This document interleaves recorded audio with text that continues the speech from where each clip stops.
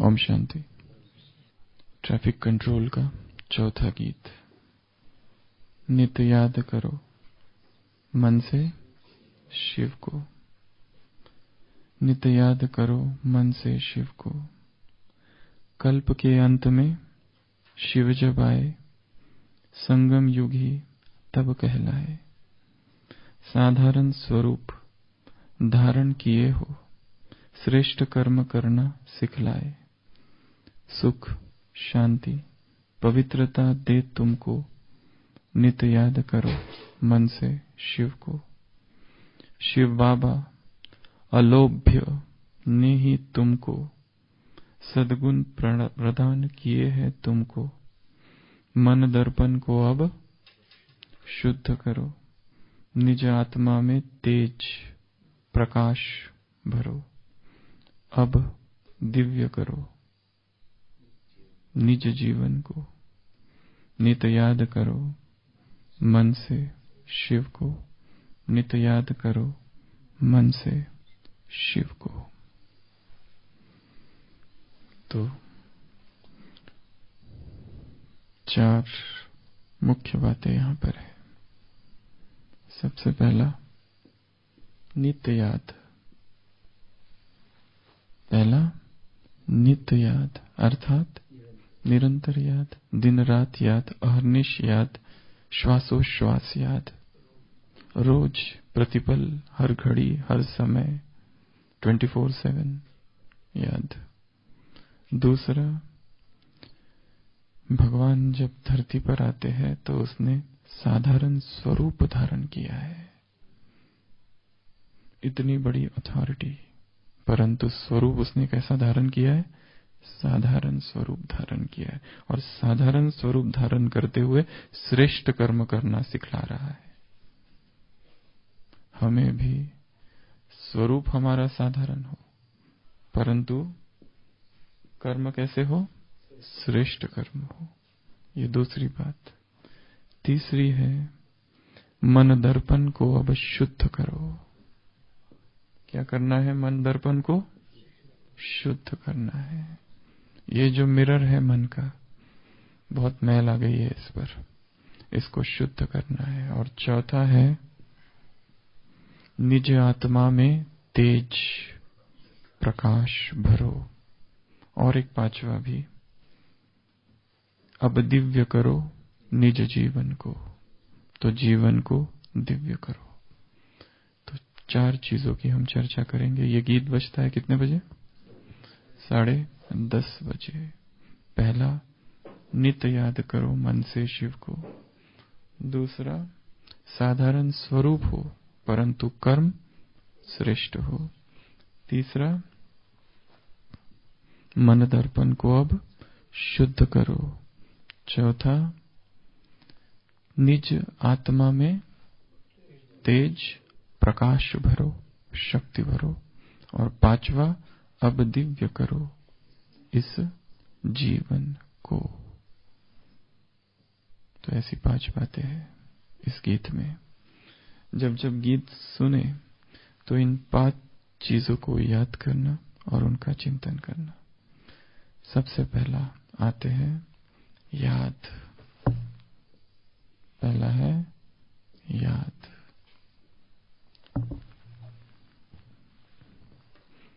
कब याद करो?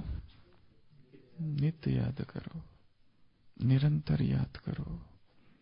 आज सुबह की साकार मुरली।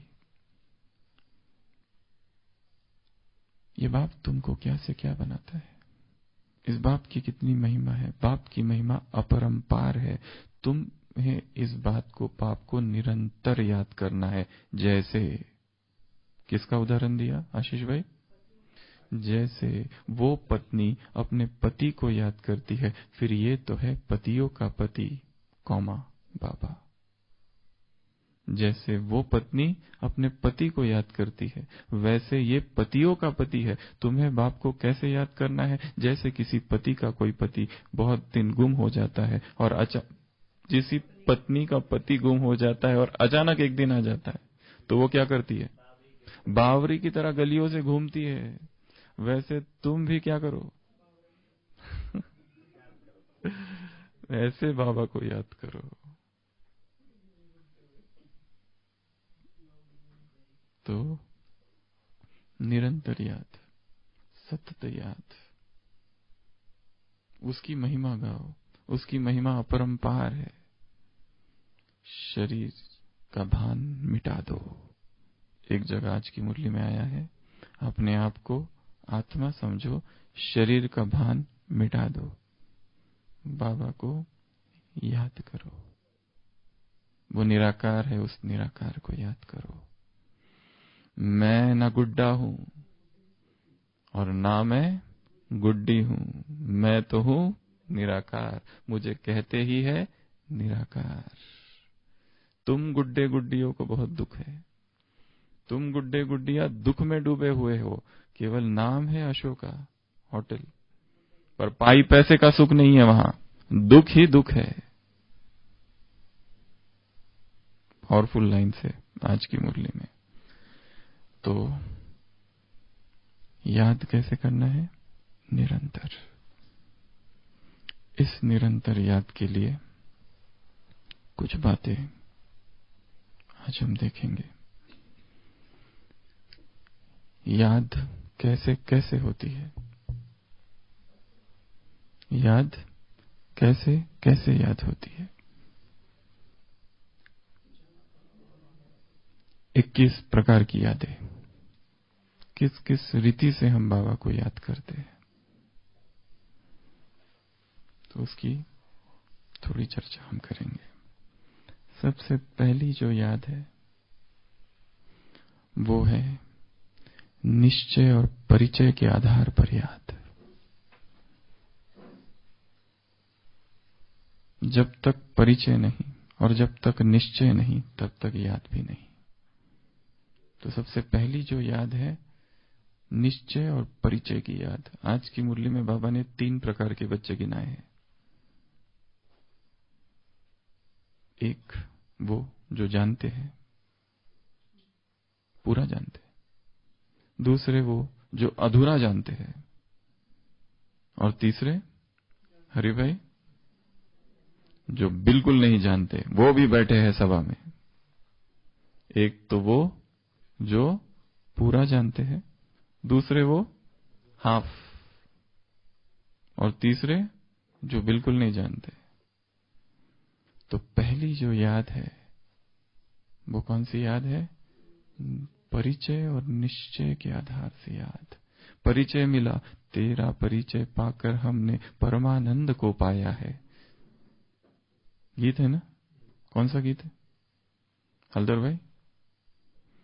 कौन सा गीत है ये? तेरा परिचय पाकर हमने परमानंद को पाया है, जीवन बन गया है रसवंती ज्ञान जो रस जो पिला दिया, दिल से निकले बाबा हर पल। उसमें कितनी अच्छी लाइन है, तेरा परिचय पाकर हमने परमानंद को पाया है, खिल गया मन कमल की तरह जब से तुझे अपनाया है, जीवन बन गया है रसवंती जब ज्ञान रस जो पिला दिया। तो ये पहली याद है, कितना हमने जाना है उस आधार पर याद होगी। निरंतर याद के लिए जानना बहुत जरूरी है। जिन्होंने जाना उनकी याद निरंतर, जिनको निश्चय पूरा याद पूरी। अगर जाना नहीं तो याद भी कम। तो निरंतर याद अर्थात अमृत वेला भी याद, उसके बाद भी याद, मुरली में भी याद, भोजन में भी याद, सारे दिन में भी याद, शाम को भी याद, हर समय याद। बहुत बिजी है, बहुत ही ज्यादा बिजी है, चारों तरफ से आवाज ही आवाज। एक साकार मुरली है जिसमें बाबा ने कहा है 100 बगुलों के बीच तुम एक हंस डोलते रहो। 100 बगुलों के बीच तुम एक हंस की भांति डोलते रहो। दिखाई दे कितना भी बिजी, पर याद। 87 की एक मुरली है, अति के समय अंत का अभ्यास करो। जब ये पहली बार लाइन पढ़ी थी तो कई दिनों तक समझ में नहीं आई थी। एक बहन ने जब पूछा इसका अर्थ क्या, तब चिंतन चला अति अर्थात सेवा की अति अर्थात बहुत बिजी। उस समय अंत का अभ्यास अर्थात कर्मातीत, 1 सेकंड में अशरीरी हो जाना। तो ये सबसे पहली याद है, निश्चय और परिचय के आधार पर। दूसरी याद है संबंध के आधार पर, कितने हमने उससे संबंध जोड़े हैं, कितनी गहराई से जोड़े हैं। अगर झूठे झूठे जोड़े हैं, ऊपर ऊपर के जोड़े हैं, तो याद भी निरंतर नहीं होगी, कभी कभी होगी। जैसे माँ होती है और उसका बेटा कहीं दूर विदेश में है, तो वो ऐसा कहती है कि मैं अभी 1 घंटा अमृत वेला उसको याद करूंगी, बाद में तो मुझे याद नहीं रहता, क्योंकि उसका संबंध इतना गहरा है बेटे के साथ कि वो याद निरंतर है ही है। यदि ऐसा संबंध उससे जोड़ा है तो याद निरंतर होगी, नहीं तो याद निरंतर नहीं होगी। तो दूसरी याद है संबंध के आधार की याद। संबंध कम जोड़े हैं, याद कम। संबंधों में गहराई कम है, याद में गहराई कम। संबंध सुपरफिशियल है, ऊपर ऊपर सतही है, तो याद भी सतही होगी। अभी अभी है, अभी अभी उड़ गई। तीसरा है प्राप्ति के आधार पर याद। कितना हमने पाया है, उन प्राप्ति को याद करना। तुमने क्या क्या दिया, वो प्राप्ति का चिंतन जब चलेगा तो याद। जैसे बताया कि ये संकल्प लाना है, बाबा यदि तुम न मिलते तो मैं कहां होता, यदि तुम न मिलते तो मैं क्या कर रहा होता, यदि बाबा ना मिलता तो इस समय, अभी 5:45 बजे सुबह के, हम कहां होते, क्या कर रहे होते, नींद में, पूजा पाठ में, और क्या होते हैं भैंस का दूध निकाल रहे होते, गांव में होते, संसार के चिंतन में होते, घूम रहे होते किसी गांव में, टीवी में चिपके हुए होते हैं, क्योंकि मूवी अभी खत्म ही नहीं हुई, रात को 3 बजे चालू की थी, अभी चालू है। क्या कर रहे होते, कैसा वो जीवन था। जिम में होते, फैक्ट्री में नाइट ड्यूटी तो ड्यूटी तो अभी भी है, परंतु उस समय व्यर्थ चिंतन में होते, नेगेटिव चिंतन में होते, विकार के चिंतन में होते, संसार के चिंतन में होते, आलस, अलबेलेपन, गफलत, गलती, भूल में डूबे हुए होते, अज्ञान की घोर महानिद्रा में सोए हुए होते। और कोई कोई भक्ति में होते, भिन्न भिन्न नाम रूप से उसको याद कर रहे होते और उसका परिचय नहीं है, तो शास्त्र पढ़ रहे होते सुबह सुबह। कितनी अच्छी बात है इस बात का चिंतन करना कि तुमने मुझे क्या क्या दे दिया है। प्राप्ति के आधार पर याद बहुत पावरफुल याद होती है। और जो प्राप्ति होने वाली है, इसमें 2 है, एक जो हुई है और जो होने वाली है, क्या मिलने वाला है उससे, उसके आधार पर याद। मुरली भगवान का वर्षा है। उस दिन हम मुरली की पॉइंट सुना रहे थे बहुत सारी। एक परिभाषा है मुरली की, मुरली क्या है, भगवान का वर्षा।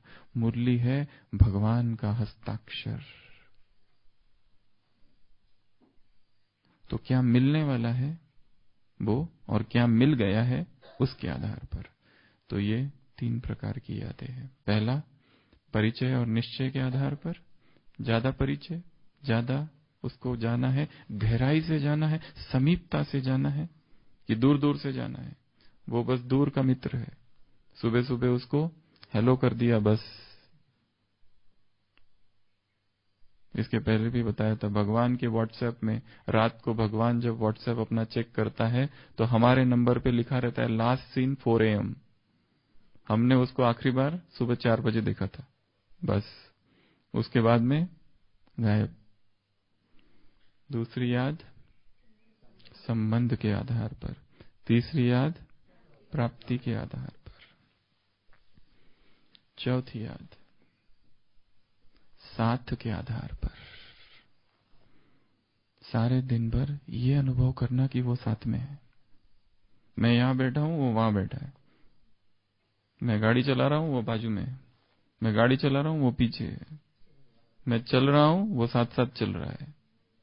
मैं चल रहा हूं और वो मेरे साथ साथ चल रहा है।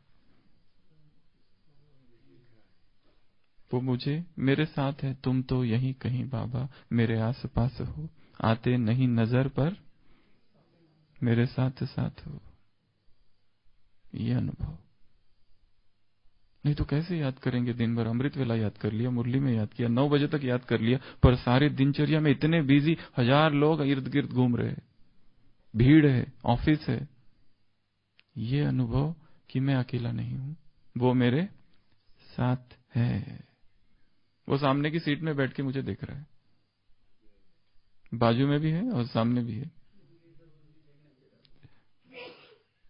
मैं यहां हूं, वो सामने है, और वो वहां बैठ के देख रहा है। वो करता क्या है? ऐसे बैठ के देख रहा है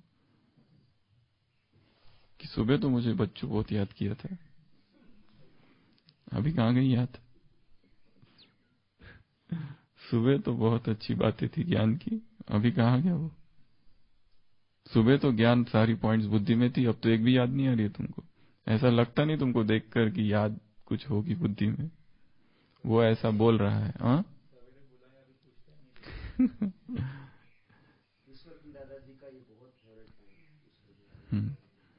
तो निरंतर ये अनुभव करना, हाथ उसके हाथ में है और हम चल रहे हैं।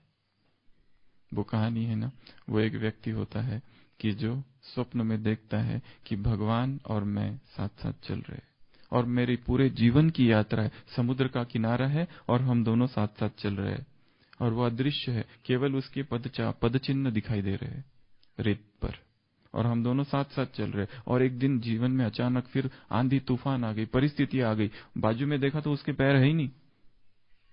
और फिर जब शांत हो गया तूफान आंधी, और फिर देखा तो वो उसके पैर वापस आ गए। फिर उसने कहा, अरे वाह, कैसे भगवान हो तुम, जब आंधी तूफान थी तो छोड़ के चले गए, और अब फिर आ गए जब कुछ नहीं है, शांति है। तो भगवान ने क्या कहा, ध्यान से देखो, वो पैर जो थे ना मेरे थे, मैं तो तुम्हें अपने कंधों पर लेके चल रहा था उस समय, जब आंधी थी और जब तूफान था जीवन में, वो हमें लेकर चल रहा था। तो ये याद कैसी है? साथ वाली याद। ये भी याद ही है कि वो साथ है। इसमें हम आत्माभिमानी नहीं बन रहे, ना ही सूक्ष्म वतन है, ना परम धाम है, कुछ नहीं है, ना तो ऐसा कोई गहरा कोई संबंध भी है, पर वो साथ है बस। किसी भी रूप में वो साथ है, या ये भरोसा है कि वो साथ है बस। एक व्यक्ति होता है, कंगाल हो जाता है, उदास हो जाता है, कंपनी का इतना बड़ा लॉस हो जाता है कि दिवाला निकल जाता है, समुद्र तट पर घूमने निकलता है, और वहां पर उसको एक व्यक्ति मिलता है। वो कहता है, तुम उतने उदास क्यों हो? वो कहता है, मेरे सारा कुछ लूट गया, मेरे पैसे सारे डूब गए, लोगों ने मुझे बर्बाद कर दिया, मैं क्या करूं? तो वो कहता है, चिंता मत करो, मैं हेनरी फोर्ड हूं। हेनरी फोर्ड उस समय का सबसे रईस आदमी था, जिसने कार की इजाद की। फोर्ड कार होती है ना, पहले होती थी फोर्ड की कारें, उसने, अभी भी है फोर्ड की जो कार है, उसका जो व्यक्ति था मालिक, वो कहता है, मैं हेनरी फोर्ड हूं, ये लो चेक। और 1 करोड़ का चेक उसको लिख के देता है, और ये चेक तुम अपने पास रखो, और जब भी तुम्हें पैसे की जरूरत, अभी तुमको ये पैसे निकाल लो और नया बिजनेस चालू करो। तो वो व्यक्ति वो चेक लेता है, 1 करोड़ का चेक, और जाता है और सोचता है, अब 1 करोड़ का चेक तो मेरे पास है, पर क्यों ना मैं पहले खुद कोशिश करूं थोड़ी, क्योंकि चेक तो है ही, कभी मैं निकाल सकता हूं, पैसे अब मेरे हैं, पर क्यों ना मैं खुद कोशिश करूं। और वो कहता है कि नहीं, मैं चेक को यूज नहीं करूंगा, मैं खुद ही कोशिश करूंगा। और वो खुद प्रयत्न करता है, खुद कोशिश करता है, पर एक बात हमेशा रहता है कि चेक मेरे पास है, विश्वास है कि चेक है, और वो अपने ही बलबूते पर पूरा अपना एम्पायर खड़ा कर देता है। फिर से वो जो कुछ उसने खोया था, वो सब खड़ा कर देता है। और अब उसको इतनी खुशी होती है क्योंकि हेनरी फोर्ड जो मिला था उसने कहा था मैं 1 साल बाद यहीं मिलूंगा तुमको, तो वो वहां जाता है और ये संकल्प लेके जाता है कि मैं उसको अपना उसका चेक फिर दे दूंगा, और कितनी खुशी होती है उसको। तो वो वहां जाता है और वो बराबर उस टाइम पे हेनरी फोर्ड वहां आ जाता है और वो कहता है ये लो तुम्हारा चेक, और उसको बताता है। और ये जब बताते ही रहता है, एक नर्स आ जाती है हॉस्पिटल से और ये हेनरी फोर्ड को पकड़ती है और लेके जाती है। वो कहते हैं आप इसको कहां ले जा रहे हो? वो कहता है ये हॉस्पिटल का पागल है, भाग गया था और इसको बीमारी है कि ये सब जगह कहता है मैं हेनरी फोर्ड हूं, पर ये तो पागल है। और वो नर्स उसको पकड़ के हॉस्पिटल वापस लेके जाती। चेक तो झूठा था। अब इसको खुशी इतनी थी कि उसने नाम भी नहीं देखा चेक पर, चेक था ही। पर 1 साल तक उसका क्या विश्वास था कि ये चेक मेरे पास है, जब भी जरूरत पड़ेगी तब ले लूंगा, वो भी 1 करोड़ का चेक। भगवान तो कहता है मैं सर्वशक्तिवान तुम्हारे साथ। केवल ये भाव, केवल भाव। अकेले जा रहे, अंधेरी रात है, सुनसान जगह है, कोई नहीं है, स्थूल में भी ये संकल्प कि मैं वो मेरे साथ है, शक्ति भर देगा उसका साथ। Invisible presence of God. तो ये याद कौन सी है? 7 के आधार पर याद। 5वां है नशे वाली याद। याद ऐसा कि नशा चढ़ गया एकदम।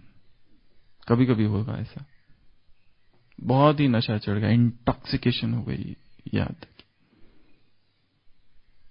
ऐसी याद, नशा जिसमें आ गया एकदम। याद क्या किया और जैसे सुध बुध सब बिसरी, संसार ही भूल गया,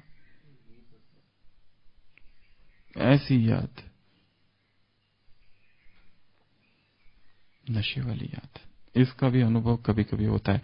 इसका मतलब नशा चढ़ाना है खुद को। जितना नशा ज्यादा उतना याद ज्यादा। नशा फिर हजारों चीजों का हो सकता है ब्राह्मण जीवन में, इतनी सारी प्राप्ति होगी उसमें, या बहुत सारी चीजें आ जाएगी उसमें। तो वो है नशे वाली याद। अगला है प्यार वाली याद। इतना प्यार उमड़ रहा है दिल में कि आंसू बह रहे हैं।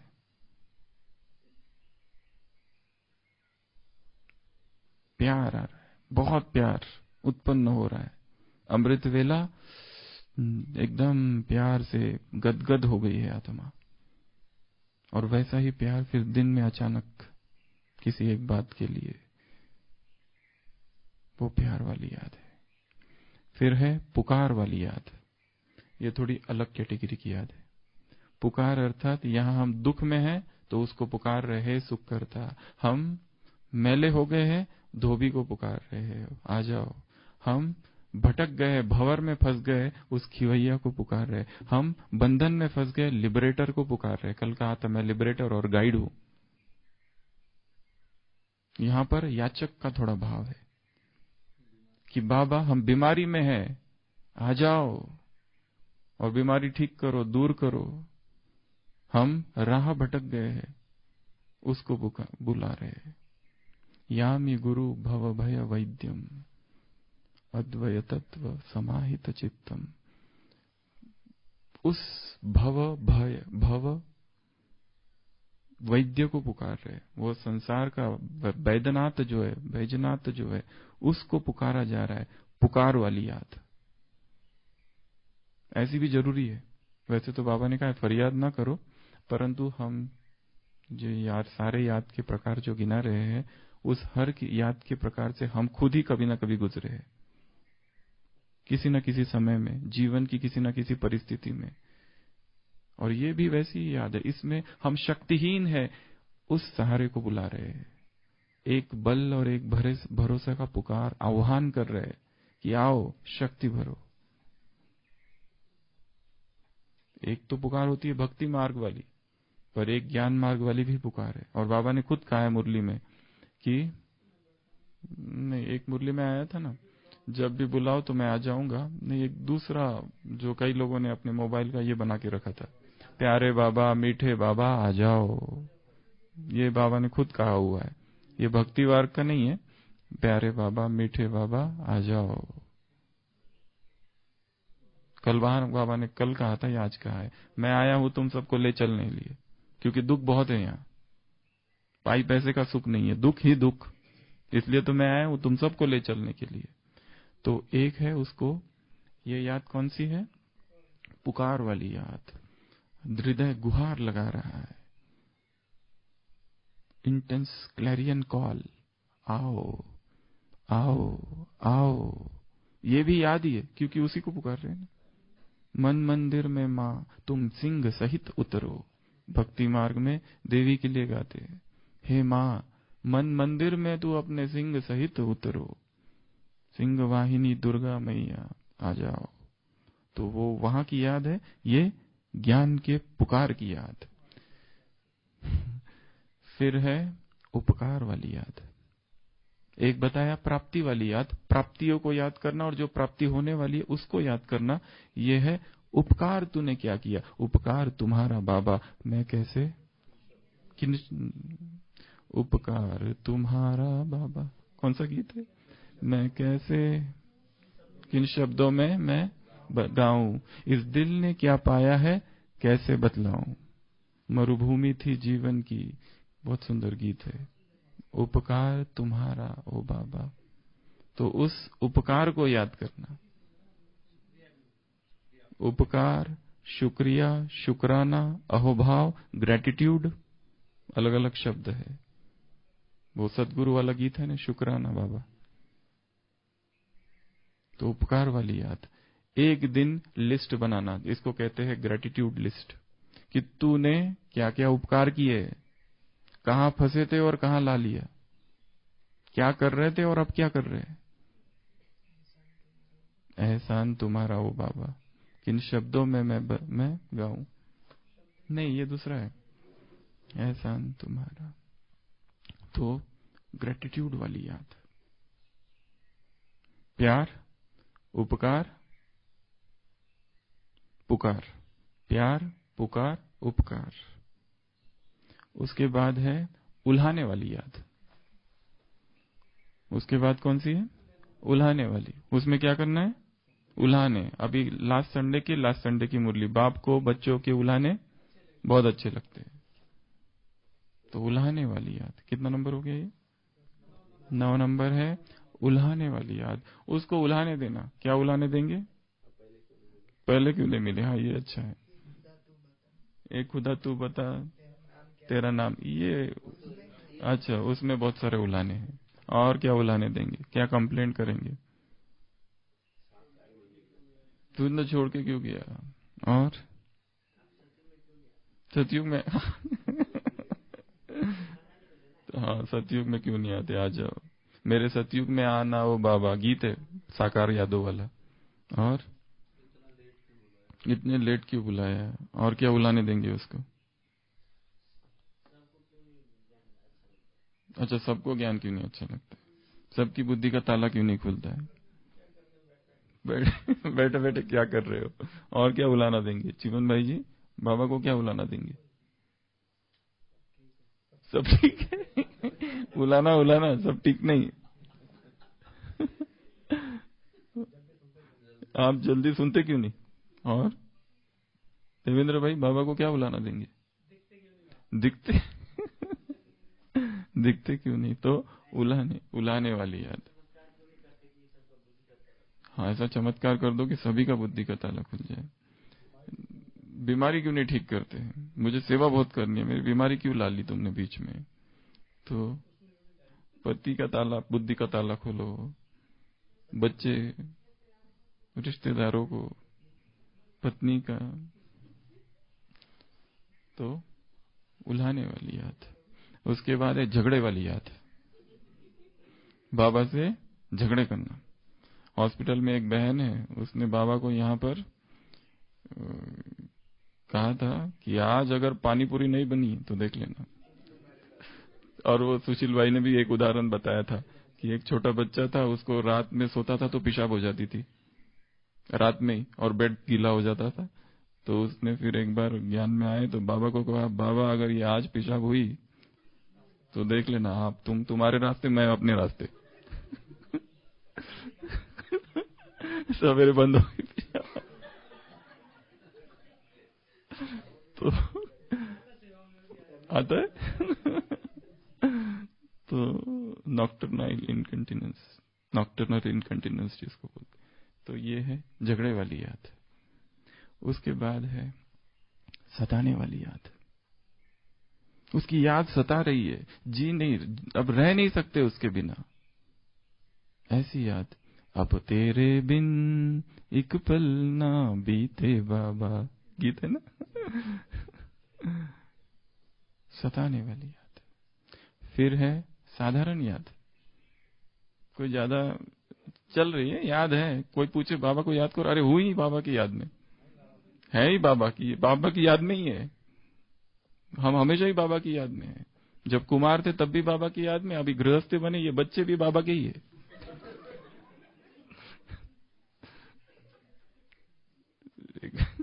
एक कुमार है, पहले कुमार थे, अभी गृहस्थ है, और उनके 2 बच्चे हैं, तो वो कहते ये सब बाबा के ही बच्चे हैं। हाँ, ये नहीं, ज्ञान में तो तब भी थे, कुमार में जीवन में भी बाबा के थे। अच्छा, बच्चों को ज्ञान में लाना था। 3 लोगों का कल्याण करने के लिए हमने ये कदम उठाया, विश्व कल्याणार्थ। कितना उद्धार हो गया उन तीनों का। और अभी हमारे पास ज्यादा अनुभव है। पहले कुमार जीवन का खाली अनुभव था, अभी कुमार जीवन प्लस कमल पुष्प समान गृहस्थ जीवन में कैसे जिए उसका एक विशेष अनुभव तुम्हारे पास है क्या? खाली कुमार बने फिरते हो, ये देखो, ये है जीवन। दोनों तरफ का ज्यादा अनुभव ही हो गए। तो एक है साधारण याद, सताने वाली याद। अगला है अकारण याद। कोई कारण नहीं है पर उसकी याद आ रही है, कॉजलेस रिमेम्बरेंस। कोई कारण नहीं है, ऐसा भी नहीं कि बहुत प्यार है, ऐसा भी नहीं कि कुछ है, पर अकारण से याद आ रही है, अकारण याद। ऐसा तो कई कई आत्माओं को होता होगा, पर अकारण है याद। अब आगे की कैटेगरीज में चलते हैं। एक है सूक्ष्म वतन वाली याद, सटल वर्ल्ड। एक है परम धाम वाली याद। सूक्ष्म वतन में 2 प्रकार है। एक तो हम सूक्ष्म वतन में जाए और वहां फरिश्ते रूप में बाबा को बात करे, याद करे, या फिर ये समझना ये बहुत अच्छा काम है, ये समझना जहां ड्यूटी कर रहे हैं वही सूक्ष्म वतन बन चुका है। ये जो लोग आ रहे हैं लाइट के कार्ब में आ रहे हैं, फरिश्ते आ रहे हैं, और मैं भी फरिश्ता हूं, और यही सूक्ष्म वतन है, ऊपर है ही नहीं, यही सूक्ष्म वतन है, ये समझना, ये भी याद है। और वैसा ही परम धाम में 2 कैटेगरीज है। हम एक बार परम धाम जाए और वहां याद करें जो कल देखा था विस्तार से, और दूसरा है ये समझना यही परम धाम बन चुका है, ये हॉल ही परम धाम है, और मैं आत्मा हूं, और ये सब आत्माएं परम धाम में है, और ये ब्रह्म तत्व है।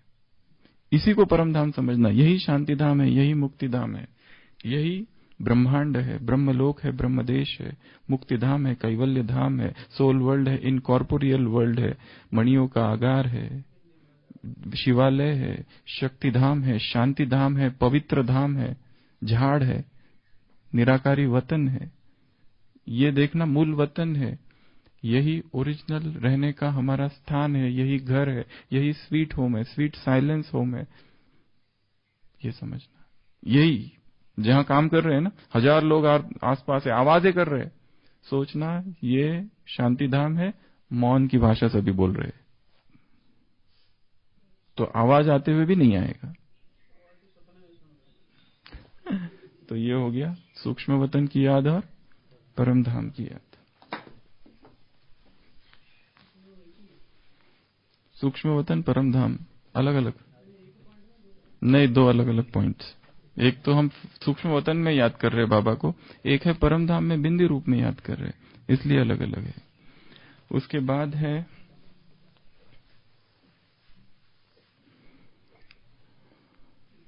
पश्चाताप वाली याद।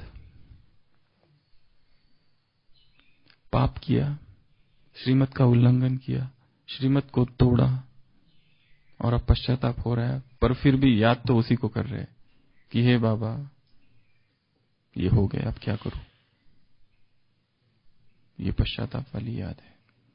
ये भी होनी चाहिए कि ये नहीं करना चाहिए था पर हो गया, क्षमा मांगना, पश्चाताप वाली याद, इसकी भी आवश्यकता है। अगला है डर वाली याद। डर के मारे याद करना। और ये भी बाबा ने कहा है मुरलियों में कि तुम्हें डर रहना चाहिए तो पाप नहीं होगा। मैं धर्मराज भी हूं, ये मैं कैसे कर सकता हूं? डर रहेगा तो याद नहीं, तो याद रहेगी। डर वाली याद है, डर रिलेटेड याद है ये। उसके बाद है वाचा वाली याद।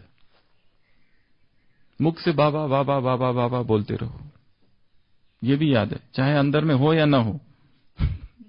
ऊपर से बोलते रहो बस, बाबा बाबा बाबा बाबा बाबा। ये शब्द मुख से निकलता रहे, ध्वनि निकलती रहे, अमृत है ये। हाँ नहीं, ये जप, वो अजपा जाप अलग, ये मुख से निकलता रहे निरंतर। तो बाबा बाबा बाबा बाबा बाबा, ये है वाचा वाली याद। उसके बाद है कर्मणा वाली याद। जैसे आज का वरदान है कि सेवा में सफलता चाहिए तो 4 बातें याद रखो। पहला, निमित्त समझो। दूसरा, नम्रचित्त। तीसरा, मर्यादाओं के अंदर। चौथा, रूहानी सेवादारी। ये समझना मैं निमित्त हूं, ये समझना ये बाबा की सर्विस है, ये समझना ये यज्ञ की सर्विस है, ये स्थूल सर्विस, ये सब बाबा के लिए मैं कर रहा हूं।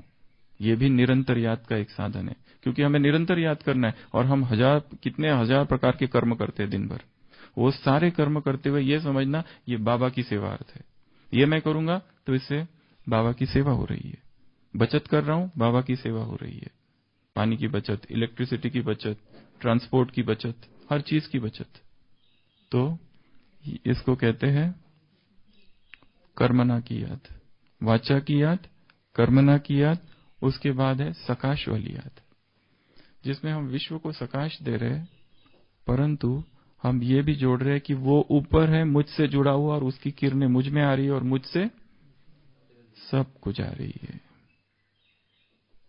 उसकी मुझ में, इसमें भी तो मैं याद में ही हूं ना एक रीति से। जैसे फरिश्ता रूप लिया और मैं सबको कुछ दे रहा हूं, सकाश दे रहा हूं। तो ये है सकाश वाली याद। सकाश देते देते याद में रहना। उसके बाद है दूसरों को याद दिलाने वाली याद, ऑब्लिक स्वरूप द्वारा याद। जब हम स्वयं ही याद स्वरूप हो गए, ऑब्लिक स्मृति स्वरूप के द्वारा याद। जब हम कुछ कह नहीं रहे, किसी को बोल भी नहीं रहे कि तुम बाबा को याद करो, किसी को कुछ नहीं कह रहे, पर हम खुद याद में हैं और किसी ने देखा कि देखो ये कितना याद में बैठा है, और उसको संकल्प आया कि मुझे भी याद में रहना है। वो जो भी समझे, पर हम अपने स्वरूप द्वारा याद दिला रहे। हम जबरदस्ती नहीं कर रहे, हमें तो पता भी नहीं किसी ने हमको देखा, हम कुछ बोल ही नहीं रहे, हम खाली बैठे हैं, किसी ने पीछे से खाली देख लिया। जैसे एक भाई था, हॉस्पिटल में अनुभव सुनाया था, एक दूसरे के भाई के प्रति बहुत घृणा भाव था सूक्ष्म में, और सोचता था ये कुछ नहीं करता है, इसकी सेवा अच्छी नहीं है, ये नहीं है, वो नहीं है। क्योंकि जिसके प्रति निगेटिव रहता है उसका तो सभी निगेटिव लगता है ना, उसका योग भी खराब है, उसका सेवा भी खराब है, उसका चिंतन तो एकदम बकवास, ऐसा ही लगता है। जिसके प्रति हमारी निगेटिव भाव है उसका सब कुछ गलत लगता है। तो वो भाई बता रहा था कि एक भाई था, उसके प्रति एकदम निगेटिव, पर ये जो था जिसका निगेटिव भाव था, उसका अमृत वेला नहीं होता था। कभी होता था, कभी नहीं होता था, 10-10 दिन मिस कर देता था, 15-15 दिन मिस कर देता था, मुरली के लिए पहुंच जाता था बराबर। तो एक बार उसने सोचा नहीं मुझे अमृत वेला, एक बार उठ गया वो किसी कारण से, और जब वो जा रहा था हॉस्पिटल से इधर आ रहा था पांडव भवन, उसने देखा ये भाई बराबर पैदल जा रहा है जिसके प्रति घृणा भाव था।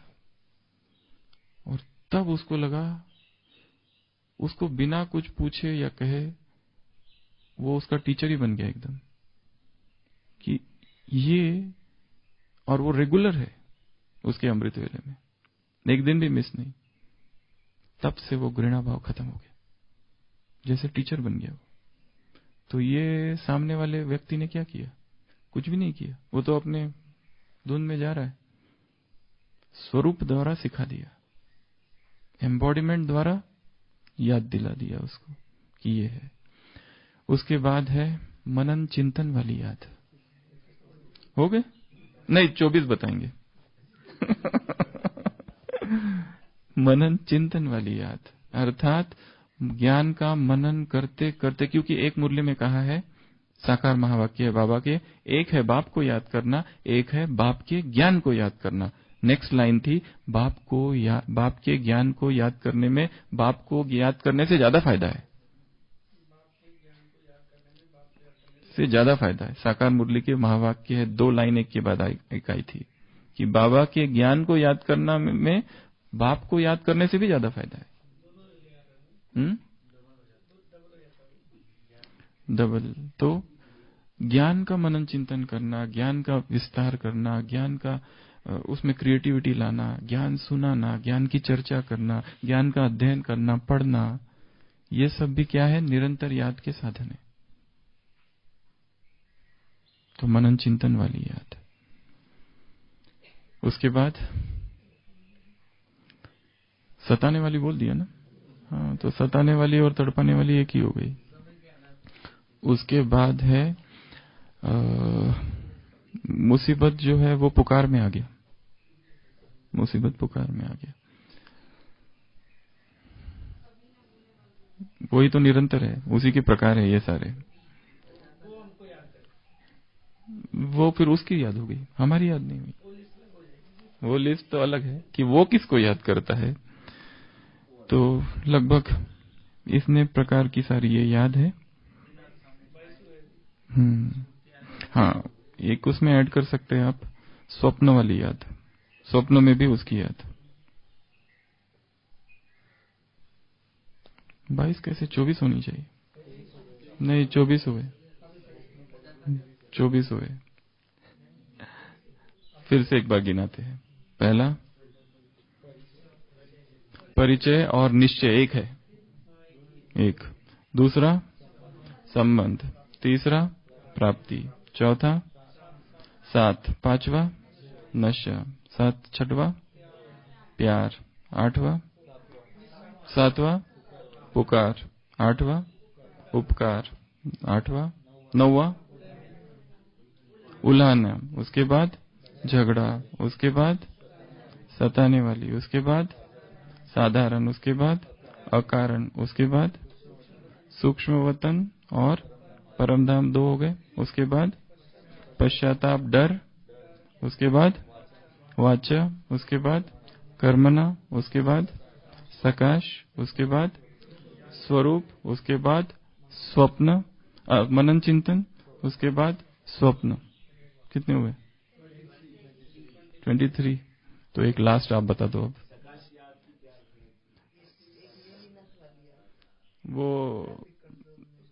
वो साधारण याद। अच्छा चलो, उस ऑफिशियल याद। अच्छा, ट्रैफिक कंट्रोल ये ले सकते हैं, 24वां। नियम पूर्वक याद, ऑफिशियल याद। तो ये सारे हैं क्या? सकाश वाली याद मतलब जिसमें हम नीचे है, ऊपर उसकी किरणें आ रही है और हमसे किरणें जा रही है, उसमें अपने आप उसकी याद समाई है। हम ऐसा कोई संकल्प नहीं कर रहे कि वो ऊपर है, वो खाली, या उसको हम ये बाप है, टीचर है, कुछ नहीं, वो ऊपर, मैं नीचे, किरणें जा रही है, सकाश उससे, या फिर मैं जुड़ा हुआ हूं, वो वाली याद। तो ये था सबसे पहला पॉइंट। कौन सा? नित्य याद करो मन से शिव को। तो निरंतर याद के लिए हर रीति से उसको याद करना है, हर संबंध से उसको याद करना है। दूसरी पॉइंट थी, साधारण स्वरूप धारण किए है, श्रेष्ठ कर्म करना सिखलाए। स्वरूप साधारण हो, उसमें ठाट बाट ना हो, उसमें दिखावा ना हो, उसमें फैशन ना हो, इसमें इतना मेकअप ना हो, उसमें उतनी संसार की जगमगाहट ना हो कि हमारा योगी जीवन ही छिप जाए।